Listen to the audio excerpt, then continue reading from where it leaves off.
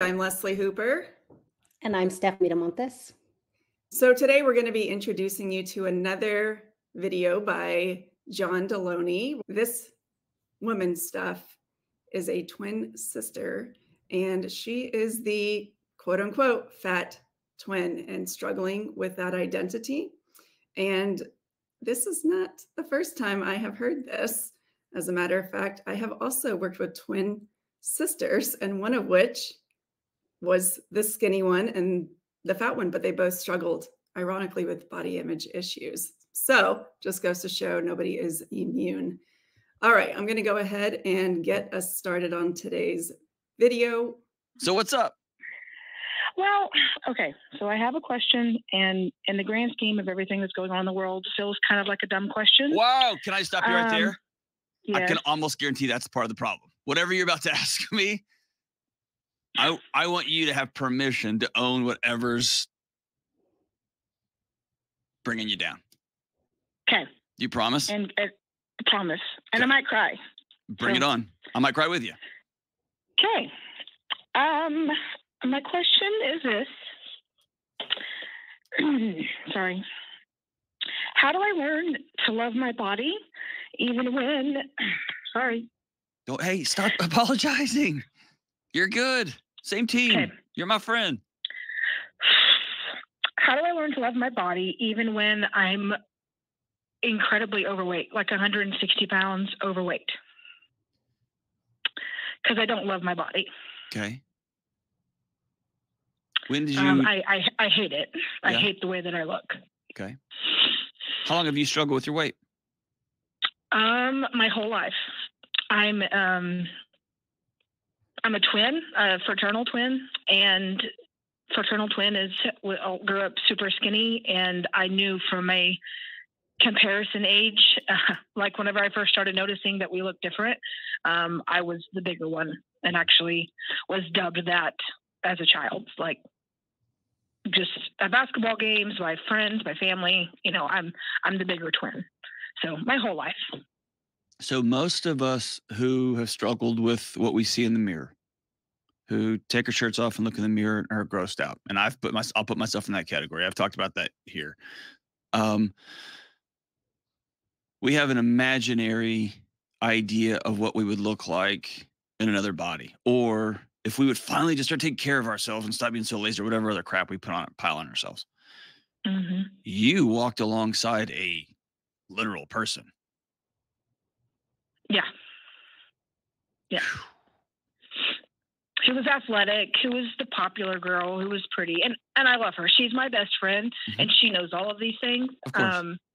But I even remember Dr. John, like at a young age, asking her. And then so I have a twin, and then I have a younger sister that's just 16 months younger.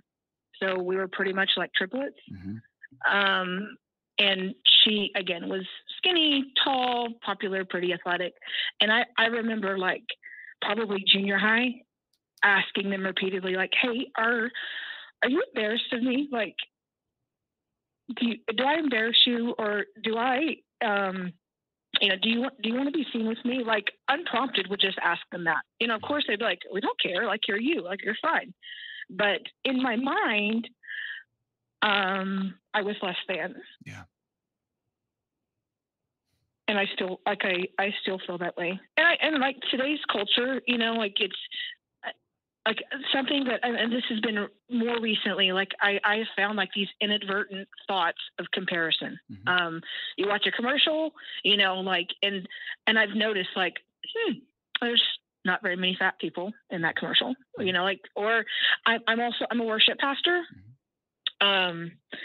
So that's always fun because we live stream services. So, there's a video every week that if I would allow myself, I go back and watch and I can critique myself. But like even in the realm that I'm in, just watching different videos, I find myself looking for people who look like me and realizing like there's not, and I don't know if people do that consciously or unconsciously, but I immediately do the comparison game and like, okay, well, that's because you're You're you. You're less than. So I just wanted to go ahead and stop it there and get your thoughts, your first impression. It's so interesting. I'll start kind of with the end where she starts talking about how she's comparing and not seeing herself represented in a wide variety of ways, whether that's live streams or commercials or whatever. And this is so common, whether you're twins or siblings. I can relate, grew up in the same circumstance. Older sister, taller, thinner than me, like didn't have the same weight issues. Then there was me. And then my younger sister, taller, thinner, didn't have the same weight issues. And yet that didn't mean it saved any of us from struggling in similar ways with our body and our body image and things of that nature. But when she talks about not seeing that representation, there is that representation. Body diversity is very much a thing, depending on how you curate your algorithms to what you see on social media and things of that nature. But the representation is not good enough, right? We need better representation of diverse bodies when it comes to the media. I get that. However, it's interesting because your brain always shows you what's most important to you. It shows you what's most dangerous for you. And since she has spent her entire life thinking her body is a problem that she needs to run away from and escape from, her brain is immediately going to highlight all the ways that she doesn't fit that narrative, all the ways that she doesn't fit the good enough narrative. And so it makes it really hard to see people that do share her experience because she's right now just feeling like she needs to escape from it. She's just not good enough. And it breaks my heart in a million pieces. Yeah, it's really difficult growing up with a label as being the big sister in a society where that's seen as problematic. And so, of course, you adopt that language as being the big twin and internalize it, and it becomes a part of your identity. Then we don't feel safe in our body, and it becomes the enemy, and something that I imagine that she has tried to control probably her entire lifetime, and as a result has likely emotionally eaten to 160 pounds beyond what is considered healthy or ideal or natural or whatever, until she gets in a better relationship with herself and isn't so consumed with her relationships with her sister, because that seems to be what keeps coming up is comparison. As far as I want to learn to love my body, but I hate it. Don't you feel like that's part of the problem, is she's talking so much shit about it? Maybe we can start with neutral language as opposed to the other extreme, because very few people love their bodies. In this arena, the people that we work with, it's not, I've never once heard a client say they love their body in an early stage like this, unless it's a superficial way. That's just it. I think that is what people kind of associate with is love is this feeling, but it's not. Love is a relationship. It's a verb. It's a series of feelings. It's something that comes from understanding what it feels like to have the suffering and being willing to move through it and have the imperfection and being willing to continue building and growing through it. And so when we think about loving your body, I think about love as a verb, as an action, as a thing that you do, not your body looks a certain way and now you're allowed to love it. Now you're allowed to have that loving feeling. It's loving your body is something you do and continue to do so that you have that respect for your body, and then you feel different feelings. Hating your body because you hate the way it looks, that's pretty limiting, right? I hate my body because I hate the way it looks. That's what we call conditional love. I think we did an episode on conditional love in a marriage and relationship just a little while ago. This is very similar, but it's just her versus her instead of husband versus wife kind of thing. It's, hey, you've got conditions on this love here. If you start loving and appreciating, respecting, and having some kind of understanding for your body, then maybe we'll have a different feeling and emotion associated with it, and you'll be able to show up in a way that takes care of it differently, better. But you're right. Until we stop that comparison and stop thinking I'm less than because they're more, how do we get there? As you indicated, Steph, it does appear to be very conditional to the point where we are essentially just objectifying ourselves. It's like, oh, well, you can only go on the date when you have lost X amount of pounds. You're only allowed to go on the vacation when you can fit into this kind of swimsuit. And so we are living a smaller life than we could. And that doesn't feel good either. And we get stuck in this cycle where if you're an emotional eater, you're going to eat to feel better about the size of your body or the things that you're restricting in your life until you're in a different size body. And it becomes a cycle. Most people don't know how to break it or do anything differently. I would love to get your perspective on what people can do to heal their relationship with their bodies.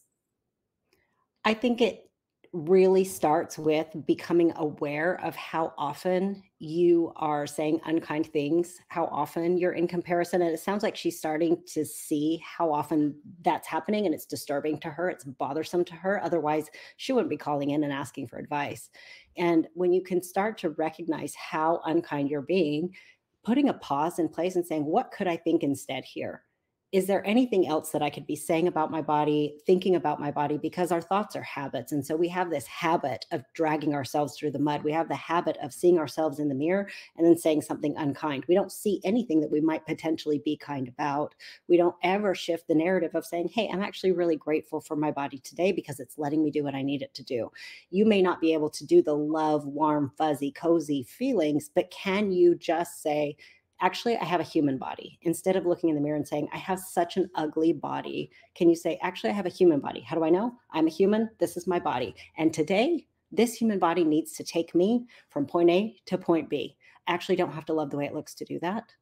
That's it. One step at a time, just taking the drama and the pain down so many notches to just stone cold facts. This is my human body. Do I wish it was different? Yep. Here's what my body needs me to do today. Dishes, go to work, take care of them kids, so many other things that have nothing to do with how it actually looks. We can work on how it looks. We can pay for it to look different. We can diet our way into looking different. We can exercise. We can hire people. We can do so many things to make it look different. We can dress different, do our hair different, blah, blah, blah. But we can't feel different until we take that expectation of our body to perform for us in a objectifying way, to look a certain way in the mirror so we can finally be happy, till we take that away. So calm it down, change the language. Something equally as true, but not offensive. It's also such an obtuse way to think of your body. Its only purpose is to be attractive to other people. I understand in our culture and our society that is our currency. That is how women have been socially conditioned, is the thinner, the more attractive, the prettier, the more valuable you are. And so even that has to be deconstructed, I think, at its core, and recognizing that your purpose in life wasn't just to be attractive to other people. You have a body to explore this beautiful planet. And I think the more we turn the volume down on how it looks and turn it up on everything that you get to do with it, the ways that it has enhanced your life, then I think there's more room for a broader conversation. And that's really helpful for healing and moving on too. Anything else you want to add, Steph? Just quickly, something that relates maybe specifically to her, or maybe it's not her situation, but something I've seen with people that we've worked with, is this element of her being a pastor and the morality and the judgment of being in a larger body, inhabiting a larger body. There's this whole, you're gluttonous and sinful, and layering on the guilt and shame that comes from that element of things. We see religion kind of tie in here, where people are thinking, well, I'm not taking care of my temple, and what is wrong with me? I'm this broken person that can't seem to be godly and good and all of this because I'm morally bankrupt because I live in this larger body, as if that is the problem. We have this visual representation of what's going on the inside, and everybody gets to judge that and look at that. And internally, it feels so bad because we're judging ourselves the same way. And that's not helpful either. Yeah, great point.